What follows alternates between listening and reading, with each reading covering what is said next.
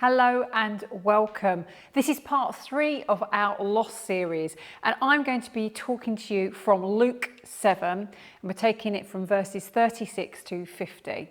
I thought it was important to share actually a wider context of what was actually going on to hopefully bring to life a little bit more about the parable to help us understand it a bit deeper.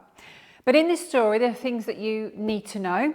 It's about people. In fact, there are 3 key people, and that's Jesus, there's an unnamed woman, and also Simon the Pharisee. I'm going to ask you a question to start off with. That think about if Jesus was here today and he was telling you this parable, who would you be in this story? And to give you a little bit of help, we'll take Jesus out of the equation because none of us get to be Jesus. So who would you be? Would you be the woman, or would you be Simon the Pharisee? But as we unpack this story, you'll notice there's an invitation. And also there's a symbol. As we've been discussing in this series, these parables, they often have symbol.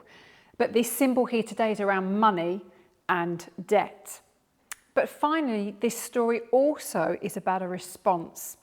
It's about Jesus inviting a response. He's pressing for a response from Simon the Pharisee, but also, I hope, indeed, for us here today. Often parables, you almost think, well, why is Jesus telling us this story? He's such a fantastic storyteller. Because it's almost like he's trying to get us a response. It's the so what. And often his parables, they're in response of what he sees going on, what he hears, and what somebody is saying. So let's start with the people, shall we? We have the woman, who is unnamed, and we also have Simon the Pharisee.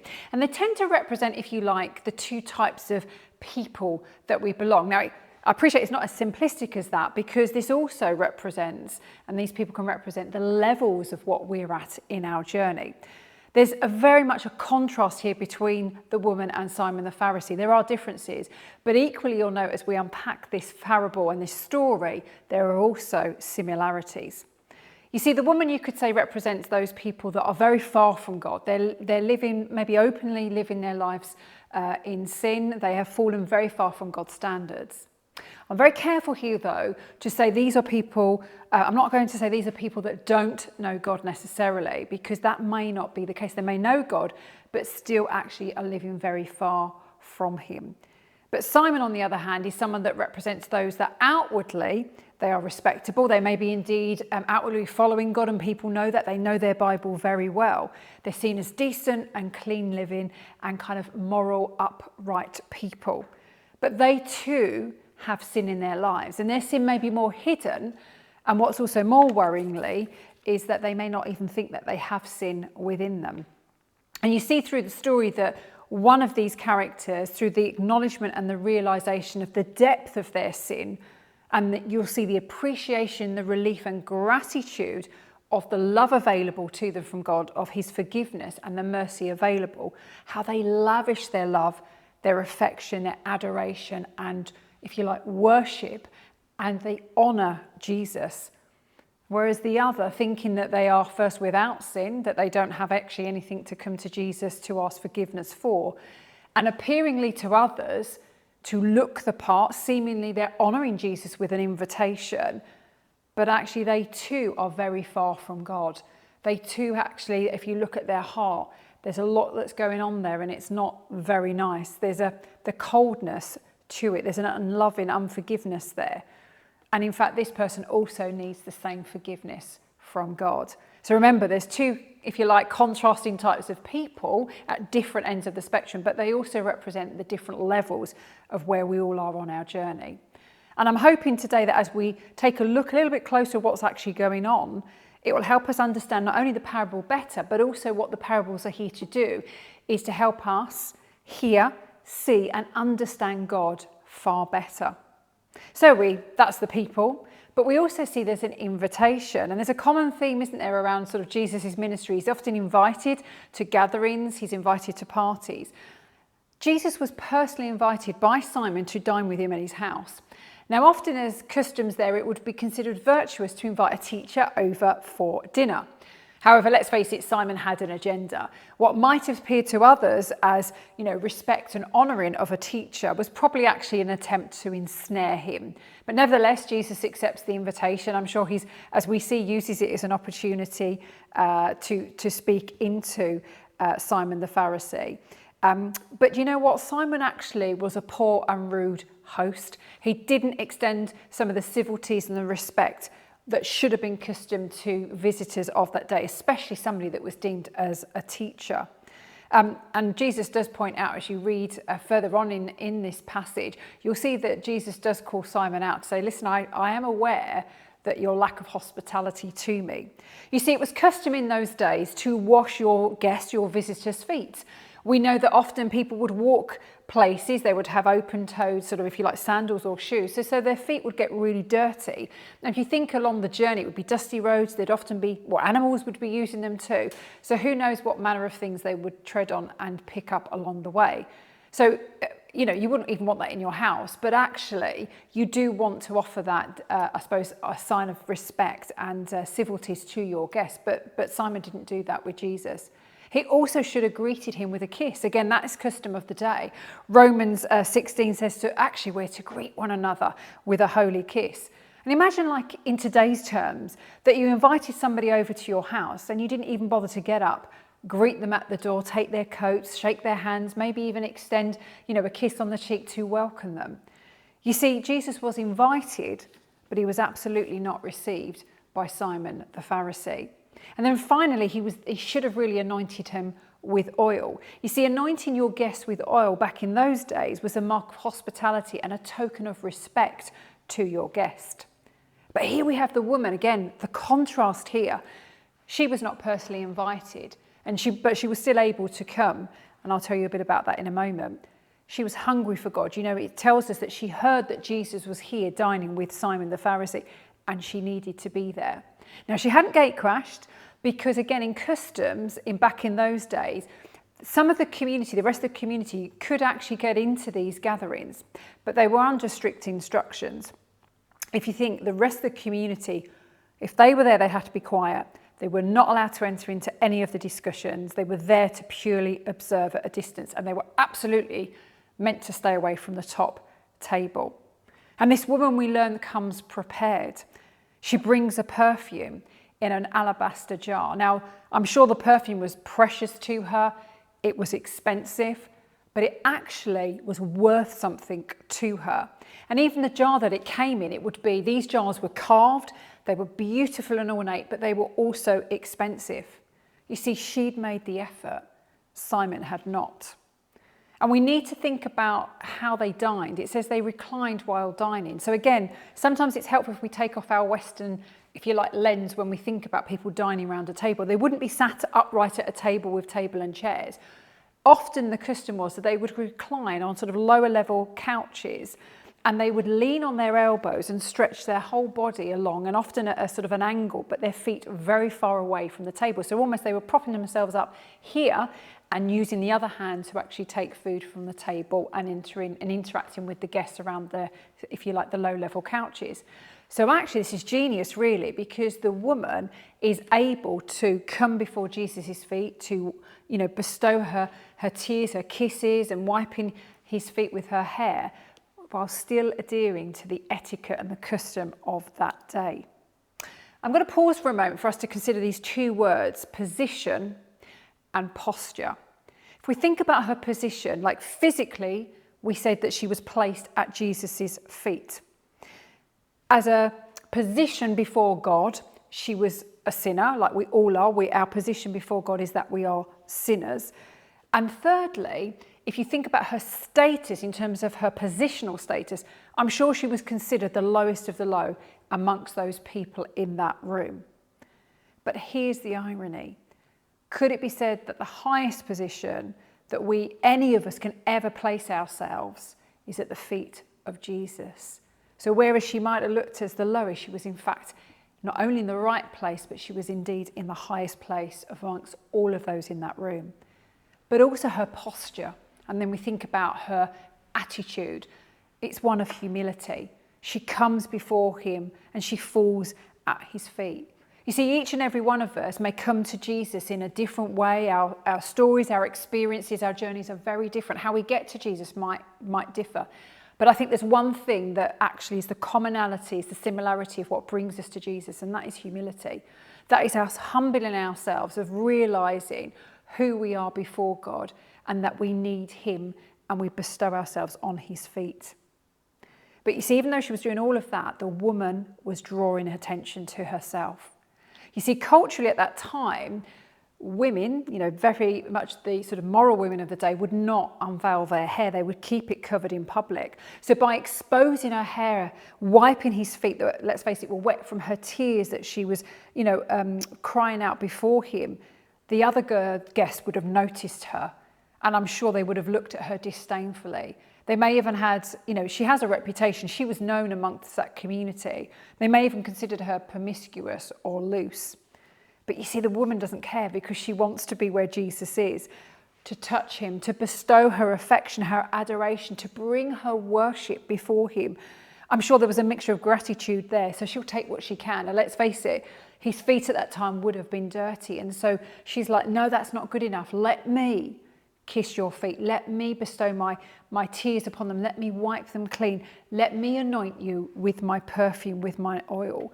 And I'm sure all of this was in a mixture of, she was aware of her sin, her guilt, perhaps there was shame, and a mixture of regret and thankfulness, all wrapped up in that. You see, she does all the things that Simon does not. And here's the thing, she was not invited, but she absolutely received Jesus. See, she didn't care. She had to come, didn't she? She came for him. Not for the banquet, she came for him. Not to be part of the scene, she came for him. And she didn't care how it looked, what people thought of her, their scornful looks, their shame. Whereas, let's face it, Simon cared about absolutely how it looked. And so my question here again is to you, what do you come to church for? Is it what it gives you, what you get out of it? Is it being part of a scene, because it's a good gig, because everybody else does? Or are you coming for Jesus? Do you actually allow others people to stop you coming, to deny your time with him, or even to disqualify you from approaching Jesus? Oh, you shouldn't be here. You don't belong here. If only they knew what you were doing. You see, I'll ask you, what is your motive for coming? But also then, what is your excuse for not coming? And then when you do come, how do you come to Jesus? Is it like the woman with that grateful, thankful heart, embracing God, recognizing who he is and what he can do for you? Are you prepared to sit humbly at his feet? What is your position and your posture before the King of Kings? You see, the woman's sins are out there for all to see. As I said, she's got a reputation. I'm sure many people would know more about her and her business and what she's been doing. You see, but on the other hand, we have Simon. He's reclining in his house.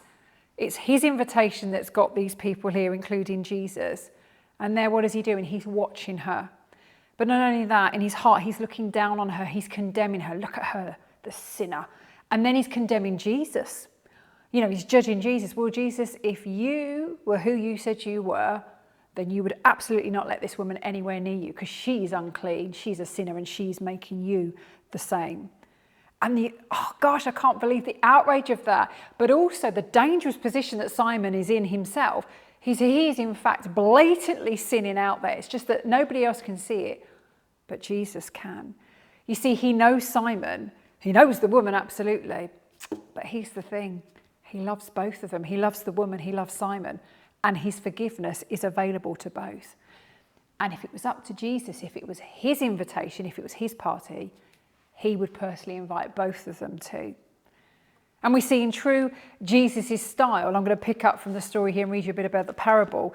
He says to Simon, in response to what Simon is thinking, Simon, I have something to tell you. And I don't know about you, if I was in a room with Jesus, if he said that to me, I'd be leaning in going, okay, Jesus, I wanted to lap up whatever he had to say. But imagine the first thing he said to me, imagine what if his response to me was not what I'd said or even what I was doing, but it was a response to what I was thinking. And what I was thinking wasn't very pretty. In fact, it was quite ugly. And I was thinking that I'd actually not manage to get anybody else to hear that or see that. But Jesus, I mean, the thing is, we can fool everybody else, can't we, in the room, but not Jesus. And he recaps, doesn't he, on the parable to him. He's kind of given him an account. He said, listen, two men owed money to a certain moneylender. Now, one of them owed 500 denarii. Now, this coin is thought to be worth about a day's wages, okay? So one of them, he owed 500, so that was a lot of money, and the other 50. Neither of them had the money to pay him back, so he cancelled the debts of both. Now, which one of them would love him more? And Simon replied, this is to Jesus, I suppose the one who had the bigger debt cancelled? And you have judged correctly, Jesus said. You see, just like what we see unfolding with the woman and with Simon, there are both similarities in this parable, but also differences, which is obviously geniusly what Jesus is trying to bring to Simon's attention. You see, the similarity here is that both these debtors, if you like, in the parable, both of them are in the same relation to the moneylender, in the same position. They owe money that they cannot repay. Now, it's, I suppose, in a way irrelevant to what they owe. Both of them can't repay, so it's kind of, they're on the, if you like, equal footing. But both can be released from that debt. And what's interesting here, and this is really key, it's not just the smaller debt that the moneylender lets off because, oh, that's insignificant and that's easier to release you from. It's both debts, both the large amount and also the small debt. But the difference is, and we see that there's a difference with not only the size of debt, you know, if you think 50 is a tenth of 500, but the main crux of this with the parable and the story here is the response. It's actually the person that has the most debt cancelled is the one that Jesus is saying that's who will love the moneylender more. Because I think they get a sense of the enormity of what they've been released from. That's why they have a deeper sense of gratitude and be relieved. And I love the fact that the symbol is money and debt. And I'm not sure, you know, maybe this evokes some kind of response in you already when I mention even those two concepts. You see, it is totally relatable to Simon, I think, and also for us here today. We all have debt because the debt that we have is sin. Sin is a debt before God. And actually, therefore, we're all debtors to God. And it's a debt that neither of us could ever repay or clear. That's why we talk about Jesus paying the ultimate price, because that's why he went to the cross. He paid the price that we could not pay. Our part, though, is to realise first and foremost that we actually have a debt outstanding in the first place, that we need to come and ask the right person, who is Jesus, the moneylender, to be released from that. Last year, if you were around and if you've been with us on our renewal journey, we celebrated what we class as our Jubilee year. It's our 50th year. You can read about this around the Jubilee year and the principle of that in Leviticus 25. But in essence, there would be sort of cycles of years, of 7 years. And 7 times 7, there was 49 years. And then specifically when it hit 50, it was classed as a Jubilee year. And in that Jubilee year, liberty was declared. It was declared a holy year and people could go back to their families. You know, slaves would get released. There were certain requirements from people to look after the poor, etc. So it was a special, really poignant time, the Jubilee year. But you know what? Debts were actually included in that Jubilee year. In fact, that people could have their debts completely wiped clean. There's, you know, completely fresh start again. However, there were those people that knew the law, and I'm sure they were probably powerful, privileged people. They kind of knew the small print. They looked for the loopholes that actually made ways to get around letting people off the hook off their debt. So actually, in fact, the truth be known is individuals could still be punished and held captive for their debts. So some who couldn't pay would be imprisoned or they'd be temporarily enslaved. Others would find that their possessions would be taken off them. You know, certain goods would almost be, I suppose, exchanged for the debt that they owed. So truth be told, there was no guarantee for some people that their debts would even be cleared or honoured in that Jubilee year. And I think this would have spoken to Simon, because it's the gravity of what Jesus has come to do that I hope he's trying to grasp, and you are today. Do you know what? A debt cancelled is huge, particularly when you have no hope of paying, ever repaying that off. It means you don't have to work it off. It means you won't be punished. You know, God isn't in the business of trying to find a loophole to go, do you know what? Actually, not that debt. I'm not going to cancel and release you from that debt. You don't have to live with that debt hanging over you anymore. And for any of you, if you've ever been in debt, you know that a debt burdens you. In fact, actually, it limits and restricts you. It traps you. And I'm sure many people have stayed awake at night. It weighs you down. And some debt grows and builds. If you think about if you borrow money, often, interest is applied. So if you look down at the final amount, you'll probably find quite, it's demoralising that you actually owe far more than you ever borrowed originally. So debt can escalate. It can grow. It can run away with you. It can take over. But that's what Jesus is trying to say to Simon. I have come. I'm like that. I can wipe both of your debts away free. And guess what, Simon? What I'm seeing here is playing out in front of me, and you are a starring role. You see, the woman indeed had a great debt, but by having that debt cancelled, no strings attached, no loopholes, nothing she had to do to earn it, it was freely available to her. She just had to come and ask God's forgiveness. That's why she's doing what she's doing. That's why she'll love him more. That's why she's pouring out so much adoration and her worship and her thankfulness. You see, Jesus needs a response from us. And that's what part of this parable is. Not only to Simon to get like, right, that's what's going on here. But how we respond and live out of the forgiveness that's offered to us is something actually we have great responsibility for. First and foremost, to how we interact and treat Jesus and respond to Jesus. But you know what? There's actually a request for us about how we do that with others as well. You see, Jesus says, you'll find later on to Simon, he's saying, look, she's loved much. That's why she's the way that she is, because she's been forgiven from her sins. But he who has been forgiven little loves little. And so we have great responsibility with what we do, with what Jesus has done for us. You see, even in the Lord's Prayer, what are the instructions? It's forgive us. We pray, forgive us our sins as we forgive those who sin against us. And there's indeed a warning for us, and you can read about this in Matthew's Gospel, Matthew 18. It's called the unforgiving servant or the wicked servant. The one that actually, if you then don't forgive others, there's a servant and he's forgiven, he's wiped free of his debt from a king, and it's a sizable debt. But instead of then passing it on because he has another fellow servant that owes his money, maybe a smaller amount, he actually goes after him and says, pay me back my money. And then he himself is punished because actually that's not the right thing to do. You've been released from your debt and you should do the same for others. So we have a responsibility how to live out of that forgiveness. But here's another thing to draw out, because there's always so many things that are going on in this parable and these stories that you read about with Jesus. We shouldn't necessarily think that the woman is worse, or indeed she's more of a sinner than Simon because of her type of sin. You see, is it possible that if we, like Simon, think first and foremost that we are without sin, that we don't have anything to come to Jesus to ask for forgiveness over, that somehow how we live our life and who we are makes us better than others, we in fact could be considered almost as bad as the person that's outwardly living their life of sin, or maybe indeed worse.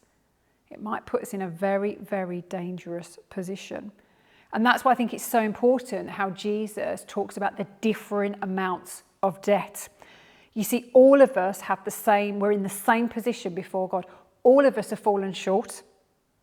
All of us have fallen short. All of us have sinned.